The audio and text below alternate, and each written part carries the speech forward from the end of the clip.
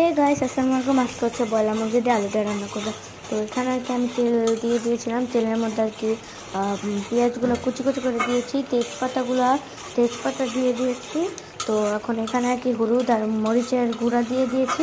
তো আর কি ভালো করে নাড়ছি। এটা আর কি আমি শুরুর থেকে আপনাদের দেখাতে পারিনি, সেটার জন্য এক্সট্রিমলি সরি। তো এখন দেখতে পাচ্ছেন আর কি মুরগি যেহেতু এটা খেতে কিন্তু খুবই অসাধারণ হবে। আপনি এটা গরম ভাত দিয়ে আবার রুটি দিয়েও খেতে পারেন, খুব মজা লাগবে। তারপর লুচি দিয়ে এটা এরকম এরকম জিনিসটা অনেক মজা লাগবে।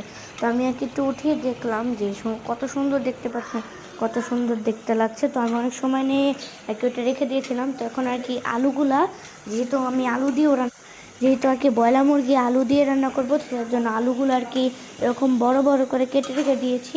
আপনারা চাইলে অন্যভাবেও আপনাদের নিজেদের সুবিধা মতো দিতে পারেন। তো এখানে আর কি আমি একটা আলুগুলা দিয়ে দিলাম। তো আলুগুলো দেওয়ার পরে আমি আর কি ভালো করে নেড়ে নিচ্ছি।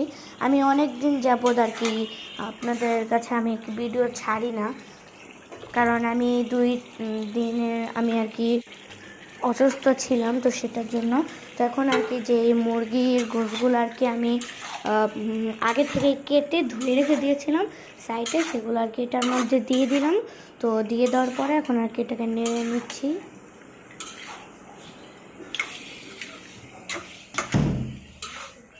তো এটা আর কি আমি ভালো করে নেড়ে নিচ্ছি। দেখতে পাচ্ছেন কত সুন্দর লাগছে। আর এটা হয়ে যাওয়ার পর তো কালারটা মাশাআল্লাহ। গাইস, আপনার প্লিজ আমাকে আপনারা সাপোর্ট করবেন, প্লিজ প্লিজ। আপনার এতক্ষণ আমাকে অনেক সাপোর্ট দিয়েছেন আগে, জন্য থ্যাংক ইউ সো মাচ। আমি আপনাদের জন্য এত দূরে এগিয়ে যেতে পারছি। তো এটার মধ্যে আর কি আমি পানি দিয়ে দিয়েছিলাম। তো পানিটা আর কি দেখাতে পারি নাই, সেটার জন্য সরি। তো আর কি একটু তাড়াহুড়া, তো আম্মু আর কি রান্না করছে। তো সবসময় আমি বলি আমি রান্না করছি, আসলে আর কি আম্মু রান্না করে, আমি তো রান্না পারি না। তো আম্মু আর কি, আমি যেহেতু অসুস্থ, তো আম্মু আমাকে তো একটু কেয়ার তো করতে হবে, সেটার জন্য একটু তাড়াতাড়ি ভিডিওটা শেষ করার চেষ্টা করছে।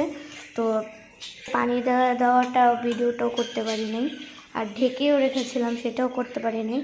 তো এখন অনেক সময় নিয়ে আমি ঢেকে রেখেছিলাম। তো এখন আর কি আলুটাকে একটু দেখে নিলাম। তো আপনারা আমার চ্যানেলটাকে লাইক, কমেন্ট, শেয়ার, সাবস্ক্রাইব করবেন। আপনাদের জন্য আমি এত কষ্ট করি, আমি এতদিন অসুস্থ ছিলাম, আপনারা আমার জন্য দোয়া করবেন।